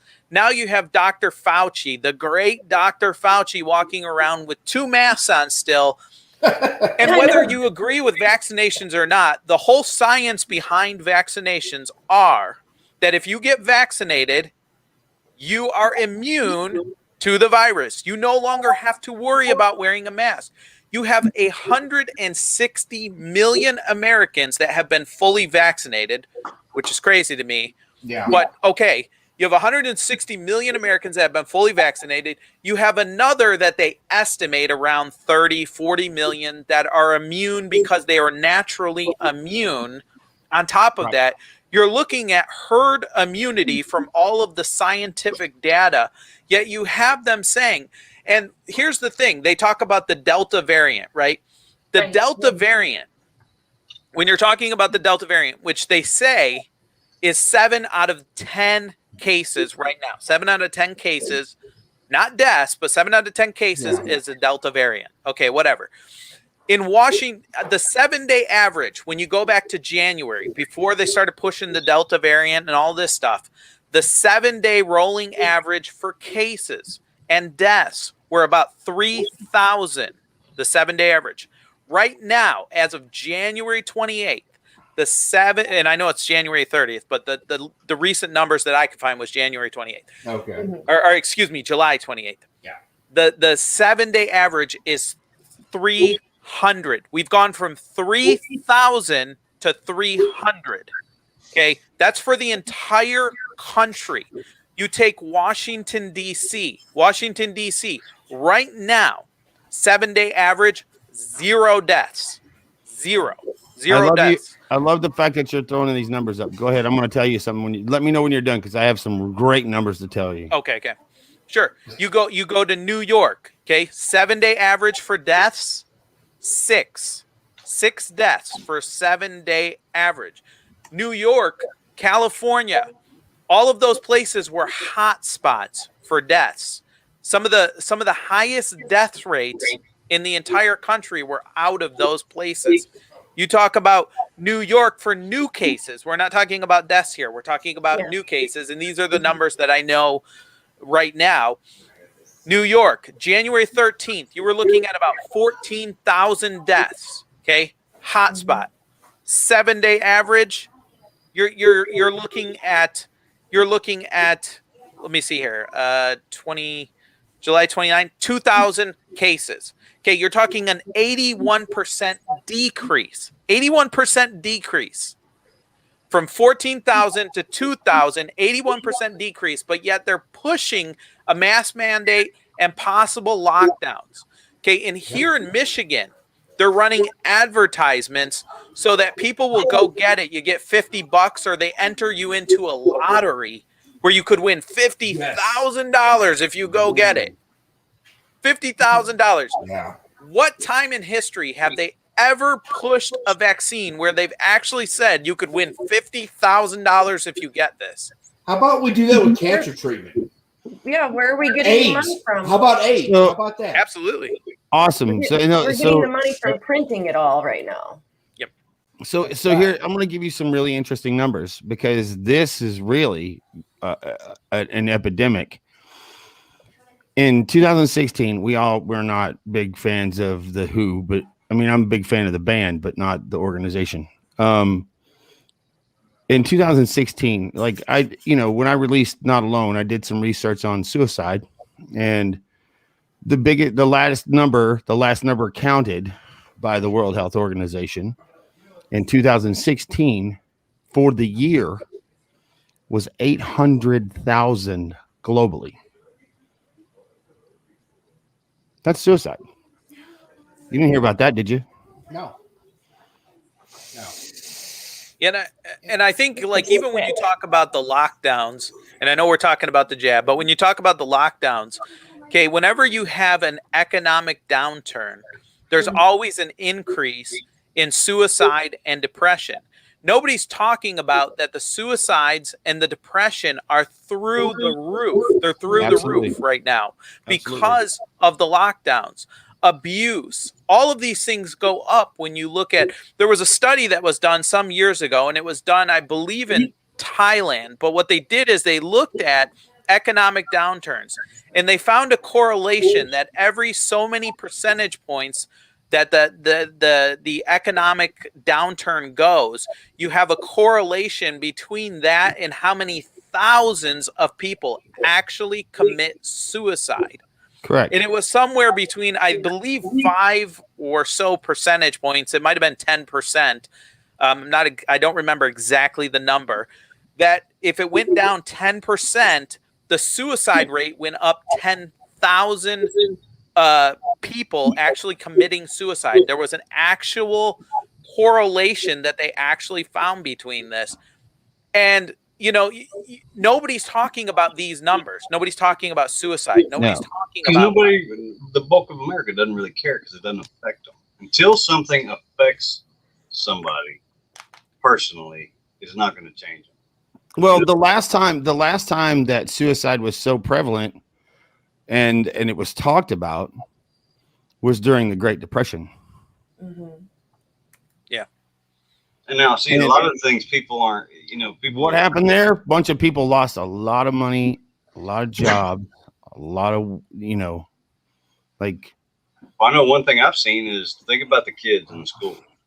How many abusive situations have you seen with families? You've got one member of the family is, an alcoholic or a substance user, and it causes problems. Now, all those kids had operative word, the ability to go to school and escape those situations. Mm-hmm. How bad did that make everything? Mm-hmm. People have to understand the government is not there for them anymore. That is not how it is. People think that the government's there to help them out. No, they're there to do what they do. Take our money, run the processes and procedures, but they don't care about you. Mm-hmm. They care about the machine. Well, not only that. So, but you talk about how school, they had a way out of those situations at home. But lower and middle class families who had multiple children couldn't sustain those kids without school. Mm-hmm. Like that's where they got their daily meals. That's where they got, a lot of their, so it's a weird situation. I don't know. Me personally, I've been sick and I've been in some really crazy countries, and I've been crazy countries where you could probably literally get some things that you could die from tomorrow. Dude, I almost got medevac. You remember that? Hey guys, real quick, just a little bit off subject. Michelle's in here tonight, and Minnie was in here earlier. Minnie, if you don't know Minnie, it's John. He's been part of VRS. He and I go back to the DV days, so we go way back. I love Minnie. And he is having surgery next week. A long-awaited surgery. Finally got approved through the VA. Good. So, Minnie, our hearts and prayers, or our thoughts and prayers are with you. And Michelle, he's going to be a handful, especially when he's doped up. So, when he comes out the other side, do me a favor as a corpsman, flip him right in the testicle. Yes, please, You Michelle. have Just tell him it's from Doc Book. He'll know. So, Minnie, our thoughts and prayers are with you, and Michelle, with you as well. So, anyways, I'm sorry to interrupt. I just wanted it was on my brain. I want to get it out there. So Japanese encephalitis could kill you in a matter of a week, right? Japanese encephalitis, which all of us in this room, probably minus Chris, have been inoculated for. But you know how long it took us to create a vaccine for the Japanese encephalitis virus? At the minimum of 10 years before it was approved. Yeah. Well, okay. So why did it take so long to get approved, Shannon? Explain that to the general populace. Checks and balances. Because when they do testing on a new medication, it has to be tested amongst certain groups, right? It takes a lot of time to get all those groups because ethnically we are all different. Correct. Somebody from Europe, somebody from Africa, somebody from America, they're all going to experience a vaccination different because of their environmental concern. Correct. Shannon, you Is there brought up enough time to do any of those? No. Okay. All right. I was just checking. No. But Shannon, you brought up a hell of a point about being inoculated. Us as the four of us as veterans, and Chris, I don't know if you served or not. I do not know. But he said earlier most of his family served, and he hasn't. Okay. But I haven't served myself. No, that's okay. No sweat. I'm just what I'm getting at is we've all been overseas. Sure. And I'm not talking about just Germany. We're talking about Iraq, Afghanistan. You know, we've all been there, done that. We have been shot with so much crap in our bodies, and never batted an eye. I never batted an eye about any vaccine ever until now. I agree. Same. And I think I'm sorry. No, you're fine. I completely agree. And I'm the same goes for me. I didn't even think twice. I was just like, I'm here to do my job. And I've personally never been a big vaccine person, but my thing has always been, don't force it on the people. Like, for instance, Biden just came out with the Pentagon saying that every serviceman will have to either get vaccinated or they'll have to be tested 2 times a week, right? By September 1st. Unless you're in the Army. By September 1st. No, sir. All of them. Yeah. Bullshit. If you're in the Army, you have to have the vaccine by September or you will face UCMJ. I just left Fort Bragg. I'm living the dream. I'm telling you right now. Yep. And the thing is that Biden and the Pentagon press secretary, right, came out and said that if you don't get vaccinated, right, and then you're going to have to be tested. And then they said they're going to be looking to add how and when the coronavirus vaccine will be added to the list of mandatory vaccinations for the military. Then Biden comes out and says and I'm quoting here, it's time to impose requirements on key groups to make sure they're vaccinated. Yeah. It's time to impose. It's time to force. Okay, that's what he's saying. It's time to force people to get it. It's not just a test. You're getting the jab. Right. Yeah. I've never had a problem with vaccines myself. I don't get them. Okay, personally, I have an immune system. My immune system works. I'm not in the strata where I'm high risk. Okay, I'm not either in the health or the age range where I'm high risk. So I'm okay. It doesn't matter though, dude. Right. That's the point of all this. It doesn't matter. You don't have to explain any of that. You shouldn't. Sure. All you have to do is have the choice. Yes, exactly. But that's what I was just going to get to is people should have the freedom to choose for themselves whether they want to get it. They should have the freedom to choose for themselves. They should never be forced. Okay, what's happening right now with the general public is they're being coerced through all of these incentives and programs. Drive a friend to get a vaccine and you'll get $50. Get the vaccine yourself and you could enter and win $1,000, $50,000, whatever it is. But now what you're seeing is some of these woke corporations where they're actually pushing people and saying, de Blasio, for instance, de Blasio in New York just came out and said that most of the public service sector, most of the public employees, the city employees will have to get the vaccine. And if they don't, they're going to get tested. And if you've ever gotten the test, you practically get lobotomized when they do the test. They stick it so far up there. It's so uncomfortable. And de Blasio actually said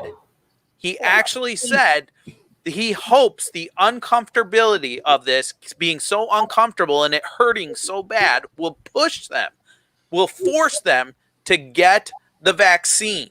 What? Again, a calculated effort. A calculated effort. That's exactly what it is. It's a calculated effort. So when was the last time we saw something like this in the world? Oh, wait. Nazi Germany. That's weird. You're talking to Messianic Jew, brother. Yeah, I know. And that gets into CRT, and we don't have enough time. Chris, I would love for you to come back on another show. I'm not kicking you off now. We're not done. But I would love for you to come back, and I want to talk about CRT. That's one of my favorite things to talk about because people do not know the origins of it. They do not know everything about it. But anyways, to get back to the jab. So, I would love to. I would love to. Thank you. Thank you. We're really glad that you came on tonight. Oh honestly. my gosh, it was really awesome. And sorry, I get so passionate about some of these issues and what's going on with America that I just kind of am a little boisterous, but it's because I'm so passionate about what's going on and as about you should America. be, as you should be, as the rest of the world should be. Like we appreciate that. That's necessary by now. Like, so you've got the extreme left and the extreme right standing up on cars, burning shit, yelling at people, committing crimes. That's not going to work for nobody. I had to drive through that foolishness to go to work, Jared. Yeah, I get it. They punched my Jeep, and I had to brandish. I had to brandish to go to work. We have to be able to articulate to our friends, our family, the people that we associate with, because we can't trust the social media platforms. We can't trust that what you share on Facebook is going to go to anybody that you actually care about. I mean, that's done. So speak up. Be passionate. Yes, you have to. Google some videos of folks talking to their school boards. That's what I've been doing lately. It's epic because, I mean, some of those folks are quoting Supreme Court decisions that are articulating why these organizations need to do what they're doing or need to change what they're doing. Tanya, I want you to share this wherever you want to share it. Because that's what we need. We need this thing to be shared. We need people to hear this. We need people to get this out. We need people to share the information. Because that's what the problem is. Speaking about Michigan, where Chris is, y'all guys did great this past week. You made some real good advances getting the emergency powers removed from Whitmer. Yeah, that's a huge step in the right direction, man. Yeah. I didn't hear that. I don't give Michigan too many props because they're a little weird. But I mean, why should you, except for that? I'll tell you right now, Michigan sucks lately. But especially where Chris is. We need a new governor, and this governor has taken it way too far. As a matter of fact, when the Supreme Court of Michigan ruled against not this recent ruling, but before when they ruled on the mask mandates and they ruled on some of the other stuff, the governor Whitmer was just like basically, I don't care. This lady has got to be stopped, and I don't understand how she can keep continuing when, by all means, the Supreme Court has ruled time and time again that you have exceeded your power. You have exceeded your power, and for Michiganders, the thing is, why? Why are we letting this happen? It's incredible what is happening here in Michigan. But you're right. We did take a step in the right direction. The next step in the right direction would be to march down there and throw her out of office because, come election time, because she is easy. You might get caught up. Well, you might get caught up in that whole kidnapping thing. Oh my God! They don't want to start. You don't want to start an insurrection. They would have returned her anyway. They would have returned her. Yeah, they would have probably paid to give her back. Yeah, there's like, here's $1 million. Take this thing back. I'm from Michigan too, and I got out of there as soon as I possibly could to come to Texas, and that's what so many people are doing right now. Is they're moving to Florida, they're moving to Texas, they're moving to South Dakota, they're moving to all them states that are actually doing shit. A lot of the problem, though, Amanda, is we have folks from California moving to Texas, and they're trying to California or Texas. And they're bringing their California. It's not just California, man. It's everybody. Everybody's bringing everybody's bringing their own voting politics with them. They're like, well, I'm going to go somewhere better, but I'm going to vote the same way. Like, come on. That is the fear of what's happening, because people are voting with their feet. And what I mean by that is you guys are absolutely right. You're all right.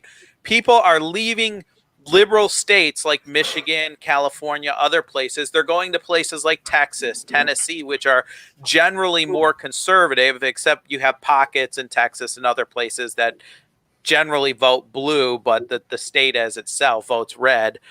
Right. But like Austin, for instance. But we're on the border. We are on the border of turning blue. Texas. Right, You're not right, wrong. sure. And what people are fearing is that are these people that are moving, are they going and are they going to vote conservative because they're moving to more conservative locations, or are they liberals that are like, oh, this sucks over here, but it sucks because of your liberal ideology and because of what you voted for. And then they're going to move to places like Texas and Tennessee, and then they're going to vote liberal and bring it there and make those places a hellhole. Just like they did in California and other places. Exactly. They're going to come here and vote for some dress-wearing gun Nazi like Beto, because he almost beat Cruz. It was close. And the guy with an Irish name who's 1% Mexican. Well, yeah. Beto O'Rourke. What a joke. Yeah. What a joke. I can't even say. What a joke! Beto is a joke, man. He's a tool in a box for sure. Yes, sure. Bud just said that his logo for his campaign looked like Whataburger. It looked like the spicy ketchup. The spicy ketchup. If you look at Beto, where is the spicy ketchup packet, babe? In the fridge. Look up a Beto sign. Oh my God! Okay, if you don't have spicy Whataburger in your fridge, there's something wrong. But anyways. Okay, well, they went ahead and they Chicago'd our freaking Whataburger. A company from Chicago bought out Whataburger, and now it's crap. I don't know if you've been to Whataburger lately. It is crap. Oh my gosh, I found it. Hold on. Oh, this is great. Anyway, here we go. Here's Amanda with the. Right this second, I gotta figure this out. Oh my God! All right, well, guys, we got about 4 minutes. We'll go do our final thoughts, and I want Chris to have the final thoughts for the show. And Chris, thank you so much for coming on. It's been a great honor to have you on our show. Your knowledge is just almost as much as ours now. I loved having. Oh, that is incredible! Oh my God, really? He really took Whataburger and made a Beto for America. Wow! Got it. Holy crap! No, I already showed him. Anyways, Shannon and Chris, if you would come back here soon, and I actually talked to Dan Ball today. I would love to have you on with Dan Ball, and we'll come on. We'll make that happen, and we do have a little man crush going on. But also, just to announce real quick, we have a show coming up. We have Emily Ems and Deanne Clark coming in from the UK. Amanda Joy Schrader, we're going to invite her to come on again. They are advocates against the whole child trafficking. Thank you. Yeah, things. Against the whole child trafficking. And also, Deanne and Emily are big advocates against the jab in the UK. So we're going to have the Yellow Rose on, Deanne, Emily, and Amanda, and the boys are just going to kind of sit back and watch and let y'all talk it up for 2 hours. I am so looking forward to that show, not only because of the Texas and British accents, but because it's going to be a damn good show. And Chris, we will stay in touch with you. We would love to have you back on, and I really want to get your thoughts on CRT, but we are running out of time. And George will probably send me a text here in about 3 minutes saying get the hell off the air. I'm totally sending you a friend request just so. So, Shannon, final thoughts, brother. And my final thoughts are very simple. They're never simple with you. It's very simple today. just be nice and do the right thing. Just be nice and do the right thing. You know, it's not about like, I don't know, just do the right thing. Just do the right thing. It's not that hard. Yeah. Mm-hmm. Jared? Man, after this week, day by day, just keep fighting the good fight. Stand up for what you believe on, what you believe in, even if it's the unpopular opinion in the group. Mm-hmm. Because you may be standing up for 5 or 6 other people that are scared to stand up. Amen. You know, so keep it real. Keep it real. That's what the Rev Nation's about, brother. Yep. Keep it real. Amanda? I challenge everybody to go out tomorrow and do something good for somebody. Just do something good for somebody, anybody, random. Give somebody a phone call. You never know who needs it. You never know who might need that one phone call, that one random conversation, and it could mean the world to somebody. So I try to do that every day, and I challenge everybody else to do the same. Don't be afraid to stick up for the truth. You know the truth. Look at the truth. I give you sources at the bottom of every post, and I put them throughout this whole show. So if anybody needs to look things up, I got you. Just take a look at that. Go to follow Rev Nation. We're always posting memes because RG is the meme master these days. My God, you're doing good. Go follow the Daily Brief and subscribe to the Daily Brief because I'm a huge fan and I have a man crush. So and well, if Chris comes back, we'll give away one of his toothbrushes too. Okay, so I still want the underwear. That would be Jared's, but they are soiled and they are in a Ziploc sitting there. But anyway, all right. Neither here nor there. Final thought. Well, we're at 9:01 right now, Chris. We're good. Go ahead, Chris. Go ahead, brother. Yes. My final thoughts is people need to do exactly what you guys are doing. They need to talk about these issues. They need to bring up good questions like you guys brought up today. I think that people share this podcast, share this video, share the link to it with all of your friends. I would tell everyone to do that who's watching this, and the people that will watch this, share it. And I think what you guys are doing, trying to bring back truth into the dialogue, bring back almost a Socratic method of asking what is happening to our nation and trying to solve the problems. It starts with the American people. It starts with people like me and you guys and everybody listening to this, getting involved and seeking the truth. It's what we're trying to do over at the Daily Brief. It's what we're trying to do with this podcast, with your guys' podcast. And I would just say, I think what you guys are doing is awesome, and I'm glad to be here and be a part of this. Thank you thanks so for much. being here. Thank you. We're proud to have you. And real quick, my final thoughts are, guys, we can't remember what this country is founded on, and we've gotten too far away from God. We've gotten too far away from our morals. We've gotten too far away from our fundamentals. Stand for what you believe in. If you believe in it, raise your voice. Be a voice. Be heard. Do not be afraid. Do not be afraid. Yeah. Because you know what? Now's not the time to be afraid. If you're afraid, we're going to get run over. Guys, it's been a blast. Chris, I love you. Thank you for coming on. Guys, Rev Nation, thank you for tuning in tonight. And we're going to end the show with a little Shannon book like we always do. Dear Mom, it is. Yes. You want to do Dear Mom again? Yep. Yes. It's Roger coming out that. September 10th. Let's play the heck out of it. Roger Let's that. go, And Chris, maybe you and Shannon can hook up and we can do a little Shannon book on the Chris Russell Daily Brief. So there you go. Anyways, That was Rev not Nation, my plug, Chris. I'm just saying. I didn't plug that. Thank you. Rev Nation, thank you as always for tuning in. We're running a little bit over, and my phone is actually blowing up right now, so we're going to play some Shannon book. But thank you, Rev Nation, as always. We will see you next week. Same Rev time, same Rev channel. Y'all take care. Have a blessed weekend, and have an epic freaking week. Amen. Bye, y'all.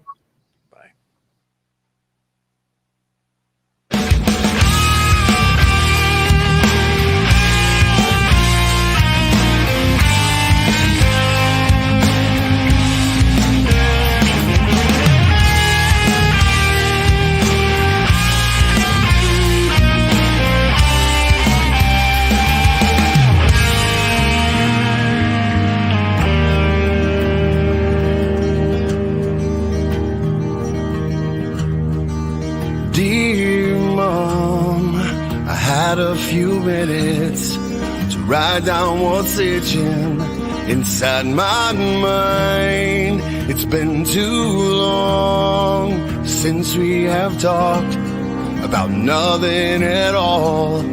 Wish I could call. I know you're lost.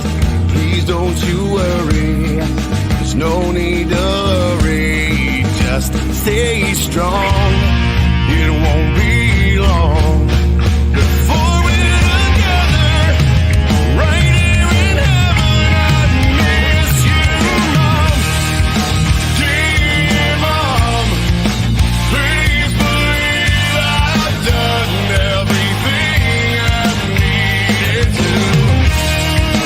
Dear Mom, I'll be there when you breathing while you're sleeping.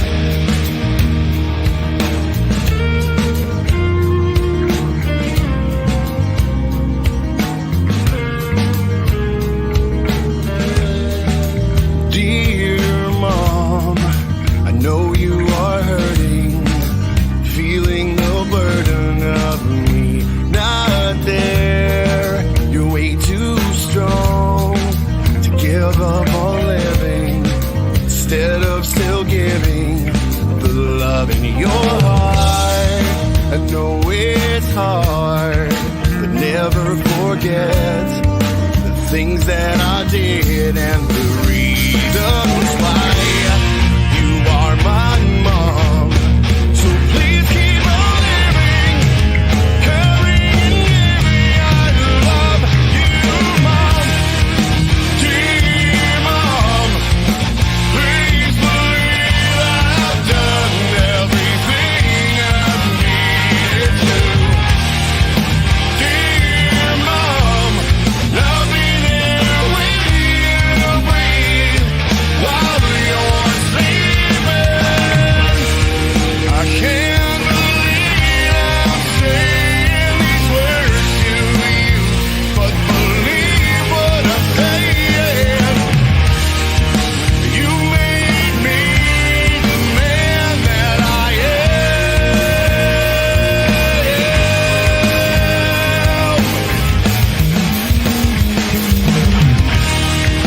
Dear Mom, please believe I've done everything I needed to. Dear Mom, I'll be here when you breathe while you're sleeping.